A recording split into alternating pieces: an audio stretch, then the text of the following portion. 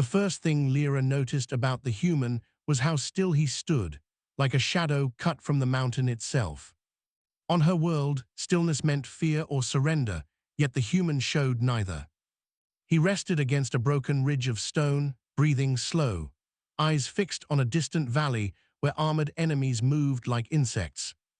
Lyra was an observer from the Urali's combine, a species that prized speed, reflex, and brilliant technology. Her assignment was simple: escort and evaluate a human unit fighting alongside the coalition. What she had seen so far was disappointing. The human sniper called Rowan carried outdated equipment: no hovering drones, no predictive targeting halos, no neural glow along his temples. Just metal, glass, cloth, and patience. Impossible, Lyra had muttered earlier. No unaided being could strike accurately from such distance. Even Jirali's sharpshooters relied on quantum-assisted aim.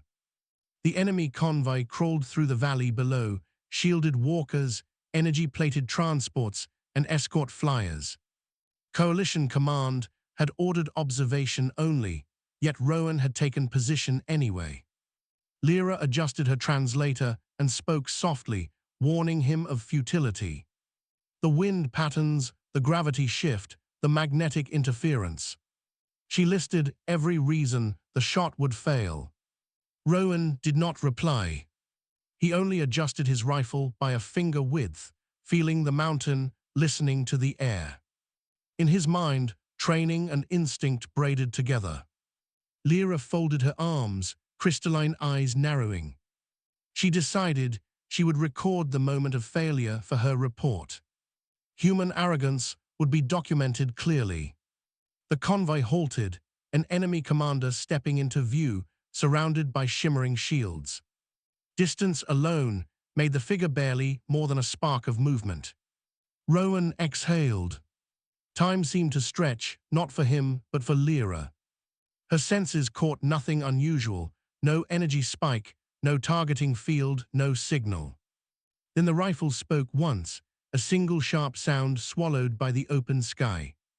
Lyra's eyes widened. The impossible had begun. To Lyra, the shot should have ended in dust or deflection. Instead, her enhanced vision tracked the projectile as it cut through the air. The round did not glow, did not correct itself, did not split into guided fragments. It simply flew, obeying physics with terrifying obedience. Rowan's calculations were not written in numbers, but in memory. Wind tasted like iron on his tongue. Gravity pulled slightly harder than standard. Temperature thinned the air just enough. The enemy shield flared as the round struck. Lyra expected it to stop. It did not. The shield rippled, destabilized by a frequency mismatch no machine had predicted. The round punched through, shedding just enough energy to remain lethal.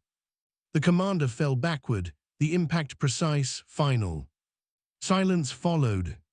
Then chaos erupted below. Enemy units scattered, unsure what had struck them. Lyra staggered back, wings fluttering in shock. Her people trained from birth to analyze combat, yet this defied her models.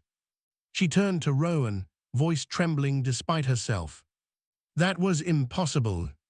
Rowan calmly worked the bolt, chambering another round he did not intend to fire. He replied at last, voice low, almost gentle. No, it was practiced. The valley below burned with confusion. Coalition forces surged forward, taking advantage of the sudden collapse in command. Lyra's recorder captured every second, yet she knew data alone could not explain what she had witnessed. Human skill was not just mechanical. It was intimate, personal, born of repetition and trust in one's own limits. She watched Rowan scan for threats, protective, focused. For the first time, she felt something unfamiliar. Respect. When the battle ended, smoke drifted like ghosts through the valley. Coalition troops cheered, machines hummed, medics moved swiftly. Lyra followed Rowan down from the ridge, her thoughts racing. She needed answers, though she feared them. She spoke as they walked, describing Girali's doctrine. How no shot was taken without layers of assistance. How perfection was engineered. Rowan listened, nodding occasionally. Then he stopped and faced her. "We miss sometimes," he said. "That is why it matters when we do not." Lyra processed this slowly. Failure was unacceptable in her culture, avoided at all costs. Humans seemed to embrace it as a teacher. She replayed the shot again and again in her mind. The stillness, the breath, the trust in one decisive moment. Back at the forward base, commanders gathered. They praised technology, coordination, timing. Few mentioned Rowan directly. Lyra noticed this. Humans did not elevate their heroes as monuments. They let them remain people. She approached Rowan later, offering a formal gesture of respect from her world. He looked embarrassed, waving it off. "Just doing my job," he said. To Lyra, that humility was more shocking than the shot itself. That night, Lyra filed her report. She struggled with the language, deleting lines again and again. How could she explain that a species without enhancements could rival the most advanced warriors of the galaxy? That their strength lay not in tools, but in persistence and belief. She rewrote her conclusions. Human combat effectiveness exceeds predicted limits. Primary factor appears to be psychological resilience and experiential intuition. Yet even those words felt insufficient. Across the camp, Rowan cleaned his rifle, careful, almost reverent. To him, the weapon was not magic. It was responsibility. Lyra watched from a distance, realizing her fear had shifted. It was no longer fear of human weakness. It was fear of underestimating them. She imagined a galaxy that dismissed humans as primitive. A galaxy unprepared for what patience and practice could achieve. The impossible shot was not an anomaly. It was a warning. By morning, the coalition prepared to move out. Lyra stood beside Rowan at the transport ramp, wings folded neatly. She spoke with conviction now. "Your species will change how wars are fought." Rowan shrugged lightly. "Hope we change how they end, too." As the transport lifted, Lyra gazed out at the receding battlefield. The place where one human, one breath, and one perfect shot had rewritten her understanding of power. She knew her report would ripple across the combine. Doctrine would shift, assumptions would break. Impossible would become improbable. Improbable would become expected. And somewhere in the stars, humans would continue to aim. Not with certainty, but with resolve. The journey back through coalition space gave Lyra too much time to think. Star lanes stretched like glowing threads beyond the transport's viewport, yet her mind kept returning to that silent mountain ridge. One breath, one motion, one decision that had shattered centuries of Girali's military certainty. She replayed the moment again, not as data, but as feeling. The calm in the human posture. The absence of hesitation, the way the world itself seemed to lean into his intent. Technology could not measure that. Around her, other coalition officers spoke in clipped tactical phrases. They discussed logistics, supply chains, probability tables. No one spoke about belief. Lyra realized then that humans fought on a different layer of reality, where fear was acknowledged but not obeyed, where imperfection was not erased but mastered. Upon arrival at the Combine Core Station, her report was transmitted to the high observers. Within hours, summons arrived, urgent and unmistakable. She was to present her findings in person. The chamber of the high observers was vast, curved walls alive with shifting symbols and light. Ancient beings hovered or stood in positions of authority, their eyes sharp with curiosity and doubt. Lyra stepped forward, wings steady despite the weight of scrutiny. She began with the facts: distance, conditions, enemy shielding. The numbers alone provoked murmurs of disbelief. Then she showed the recording. The chamber fell silent as the single shot echoed through amplified space. The shield failure, the collapse, the chaos. "Impossible," one observer whispered. The word rippled through the chamber like an old reflex. Lyra raised her voice, stronger now. "Impossible is a word we use when our understanding ends, not when reality does." She spoke of Rowan, of his stillness, of his lack of enhancement. She explained training measured not in cycles, but in years.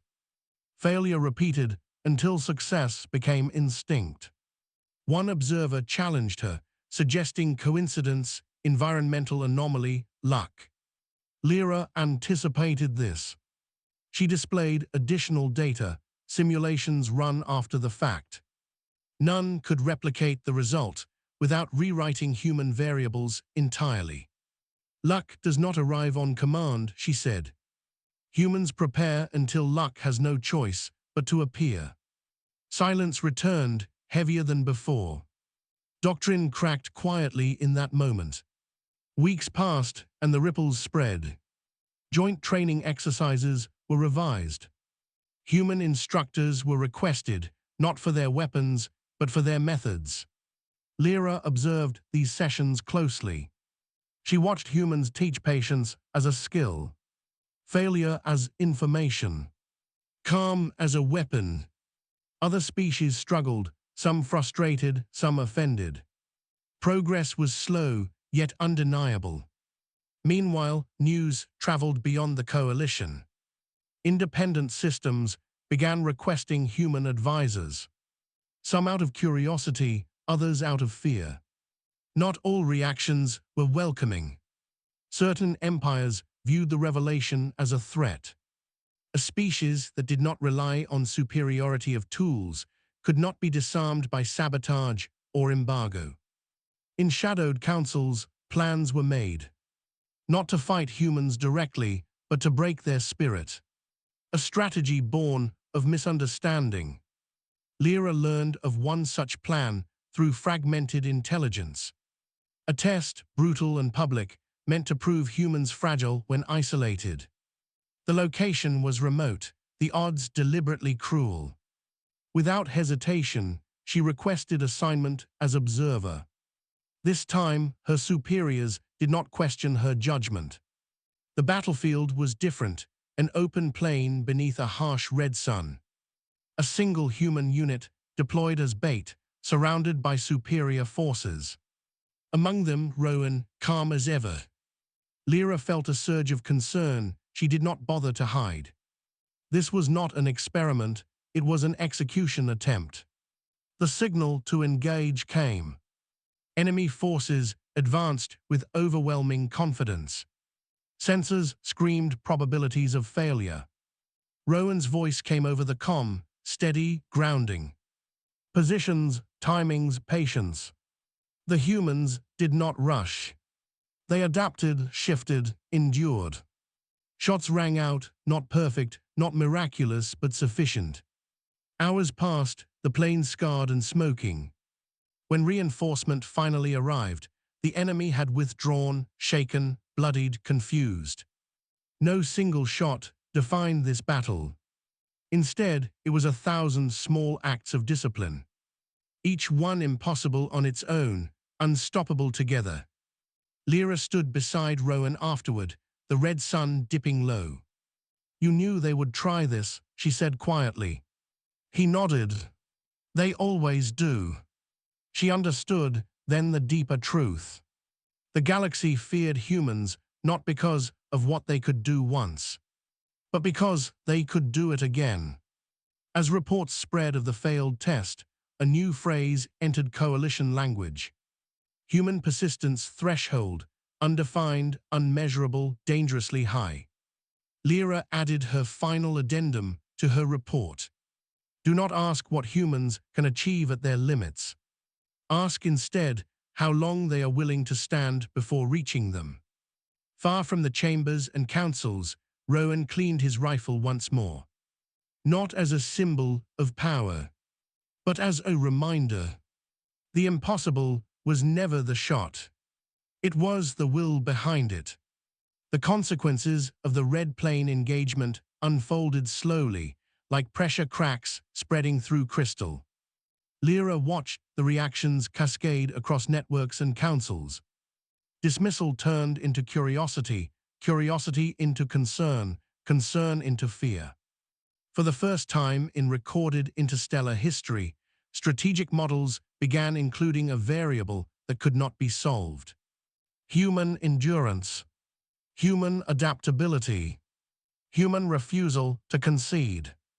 The Combine called it an anomaly. Other powers called it a threat. Humans themselves called it survival. Lyra was reassigned again, this time not as an observer but as a liaison. Her role was to translate not just language, but mindset. An impossible task she accepted without hesitation. Her first briefing with non-coalition diplomats was tense. Representatives demanded explanations, limits, guarantees. They wanted to know how to counter humans. Lyra chose her words carefully. You cannot counter what you do not understand. And humans are not weapons, they are decisions made again and again under pressure. Some scoffed, others listened. A few recorded every word with unsettling focus. Meanwhile, Rowan and his unit were redeployed. Not to front lines, but to demonstrations. Training exchanges, tactical showcases, simulated engagements. Lyra attended one such exercise on a barren moon. Multiple species deployed with full technological advantage. Humans were restricted, minimal gear, no orbital support. The scenario was designed to expose weakness. Instead, it exposed dependence. When systems failed, humans adapted. When communications dropped, they improvised. When plans collapsed, they built new ones from fragments. Observers argued afterward. Some insisted the humans had cheated physics. Others claimed hidden advantages. Lyra recognized the pattern. Denial was easier than acceptance. The breaking point came weeks later, during the Cathari incident. An unexpected pirate coalition ambushed a major trade nexus. Multiple species forces responded, but coordination failed. Jamming, deception, panic. Humans arrived last, late and outnumbered. They were advised to withdraw. They did not. Rowan took command of a fractured defense. Not by rank, but by clarity. Short instructions, achievable goals, relentless calm. Hold this corridor. Fall back only when ordered. Trust the person beside you. Lyra listened to the open channels, heart racing. She heard fear in many voices, but never surrender in his. The fight was brutal, messy, unrecorded by heroic framing. Humans were wounded, exhausted, pushed to limits that scanners flagged as fatal. They kept moving, not because they believed they would win, but because stopping was worse. When reinforcements finally broke through, the pirates fled. The Nexus survived, battered but intact. This time, there was no single perfect shot to analyze. No miracle moment to dismiss as luck. There was only endurance, visible and undeniable. Across the galaxy, feeds replayed human medics working under fire. Engineers sealing breaches with bare hands and stubborn ingenuity. Soldiers standing watch long after logic said they should fall. Public opinion shifted. Fear softened into something closer to awe. Lyra stood in a quiet observation deck afterward, stars drifting past. Rowan joined her, helmet under his arm, posture weary but unbroken. They are afraid now, she said softly. He nodded. Fear is not the problem. What they do with it is. She thought of her own people, their reliance on certainty, their obsession with perfection, their avoidance of risk. What will happen next, she asked. Rowan looked out at the stars, eyes reflecting distant light. Some will try to copy us. Some will try to control us. Some will try to break us. He paused, then added, none of that changes who we are. Lyra felt something settle inside her, a clarity she had never known. Humans were not an escalation. They were a mirror. They reflected the cost of comfort, the danger of forgetting why survival mattered. Her final transmission to the Combine was brief, uncharacteristically so. Do not ask how humans achieve the impossible. Ask why they refuse to accept the inevitable. As the message transmitted, alarms remained silent. No wars ignited, no treaties shattered. Yet Lyra knew the galaxy had already changed. Somewhere, future commanders would hesitate before dismissing a human unit. Somewhere, doctrines would leave space for intuition and grit. Somewhere, a young observer would study footage of a calm human face behind a rifle and feel doubt for the first time. And far from councils and stars, Rowan cleaned his rifle once more. Not because a perfect shot awaited, but because readiness was a promise he kept to himself. The galaxy had blinked. Humans had not.